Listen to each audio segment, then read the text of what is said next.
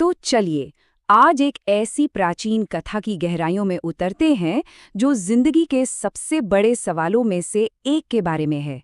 ये एक ऐसी खोज है, एक ऐसी क्वेस्ट है जिसे देवताओं और असुरों दोनों ने एक साथ मिलकर शुरू किया था। तो इस पूरी कहानी के केंद्र में, दिल में एक ही सवाल है, हमारा सच्चा स्व क्या है? वो कौन सी चीज है जो हमारे अंदर है, जो कभी बदलती नहीं, जो हमेशा रहती है? चलिए इस सफर में साथ चलते हैं और इसका जवाब ढूंढने की कोशिश करते हैं।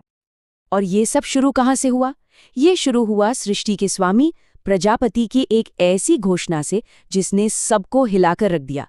उन्होंने ऐलान किया कि आत्मा अमर है, अविनाशी है, और जो इसे जान लेगा वो तीनों लोकों का स्वामी बन जाएगा। बस इसी एक ऐलान ने ज्ञान की एक महान दौड़ शुरू कर दी। अब जैसे ही ये ऐलान हुआ, समझिए एक होड़ शुरू हो गई, ज्ञान की होड़। दो विरोधी खेमे, एक तरफ देवताओं के राजा इंद्र और दूसरी तरफ असुरों के राजा विरोचन, दोनों एक ही मकसद के लिए एक ही गुरु के पास एक ही रास्ते पर निकल पड़े। लेकिन जब ये दोनों, इंद्र और विरोचन, प्रजापति के पास पहुंचे तो ज्ञान उन्हें ऐसे ही थाली में परोसकर नहीं मिल गया। नहीं, बल्कि उन्हें सबसे पहले अपने समर्पण का इम्तिहान देना पड़ा। प्रजापति ने कहा, 32 साल तक एक विनम्र ब्रह्मचारी की तरह, मतलब पूरी तरह से डिसिप्लिन स्टूडेंट की तरह यहाँ रहो। और कमाल की बात यह है कि दोनों इस शर्त के लिए मान गए। पूरे 32 साल, एक लंबा वक्त। इस तपस्या के बाद आखिरकार प्रजापति ने उन्हें अपना पहला सबक दिया। उन्होंने कहा कि जो परछाई, जो रिफ्लेक्शन आंखों में, पानी में या शीशे में दिखता है, वही आत्मा है। बहुत सीधा साधा जवाब था, शायद कुछ ज्यादा ही सीधा। और यहीं पर कहानी एक बहुत ही दिलचस्प मोड़ लेती है। देखिए, जवाब एक था, लेकिन उसे समझने वाले दो थे, और दोनों की समझ बिल्कुल अलग। विरोचन ने इस जवाब को जैसा सुना वैसा ही मान लिया। उसने सोचा, अरे वाह, शरीर ही आत्मा है, तो चलो इसे सजाओ, संवारो और दुनिया के सारे सुख भोगो। और वो पूरी तरह से सैटिस्फाइड होकर लौट गया। लेकिन इंद्र के मन में एक शक, एक डाउट पैदा हो गया। और बस इंद्र का यही सवाल, यही शक इस कहानी का टर्निंग पॉइंट है।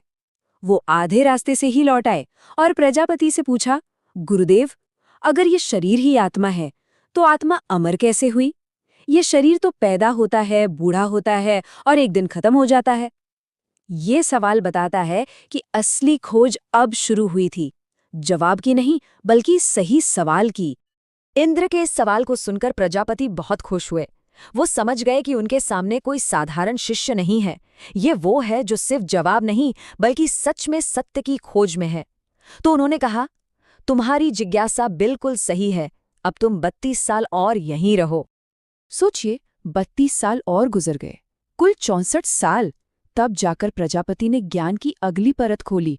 उन्होंने कहा, जो स्व, जो बीइंग सपनों की दुनिया का अनुभव करता है, जो सपनों में घूमता है, वही आत्मा है।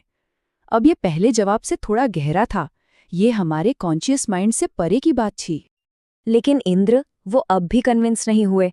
उन्होंने फिर से एक बहुत तीखा सवाल किया, गुरुदेव, सपने में भी तो दुख दर्द महसूस होता है, सपने देखने वाला स्व भी तो डर सकता है, रो सकता है, तो फिर वो आत्मा कैसे हो सकती है जो हर तरह की पीड़ा, हर तरह के दुख से परे है?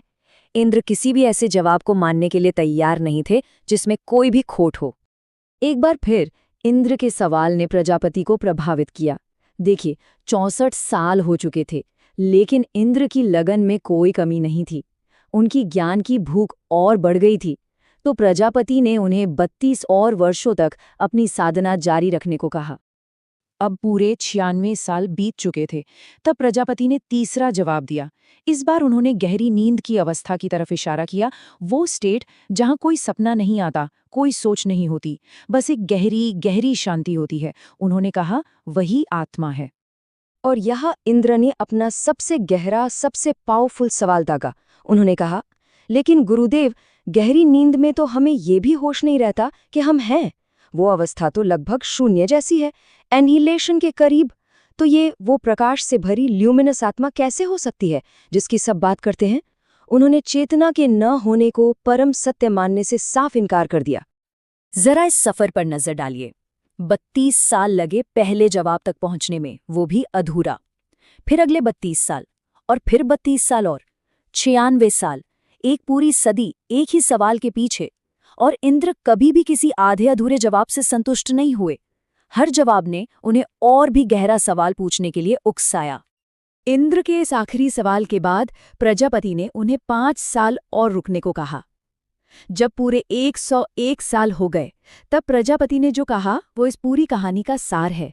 उन्होंने कहा, इंद्र, तुम्हारी ये जबरदस्त उत्सुकता, तुम्हारी ये लगातार सवाल पूछने की लगन, इसी ने ये साबित किया है कि तुम सच्चे ज्ञान के लायक हो। असली परीक्षा जवाब ढूंढना था ही नहीं, असली परीक्षा थी सही सवाल पूछने की क्षमता। और फिर 101 साल के इंतजार के बाद प्रजापति ने वो आखिरी ज्ञान दिया। उन्होंने बिल्कुल साफ शब्दों में समझाया, ये जो शरीर है, ये आत्मा का बस एक अस्थायी घर है, टेम्पररी रेजिडेंस। आत्मा को शरीर के सुख या दुख से कोई फर्क नहीं पड़ता। जैसे आसमान में बादल बनते हैं और फिर मिट जाते हैं, लेकिन आसमान वही रहता है, ठीक वैसे ही शरीर बनते और मिटते हैं, पर आत्मा हमेशा रहती है। इस गहरी बात को और आसान करने के लिए प्रजापति ने एक कमाल का उदाहरण दिया, एक मेटाफर। उन्होंने कहा कि जैसे गंगा, यमुना, सरस्वती, ये सब नदियां जब तक बहती हैं, इनके अलग अलग नाम हैं, अलग अलग रूप हैं, लेकिन जैसे ही ये समुद्र में मिलती हैं, ये सब अपनी पहचान खोकर बस समुद्र बन जाती हैं। ठीक उसी तरह आत्मा भी अंत में उस परम तत्व में मिल जाती है। तो इस पूरी कहानी से 2 रास्ते निकले, 2 अलग अलग विरासतें बनी। इंद्र 101 साल की तपस्या के बाद सच्चे ज्ञान के साथ लौटे और उन्होंने देवताओं का उत्थान किया। और दूसरी तरफ विरोचन की वो सतही समझ, वो पहला अधूरा जवाब, उसने असुरों को हमेशा के लिए मटीरियलिज्म में, यानी सिर्फ शरीर और दुनियावी चीजों में डुबो दिया।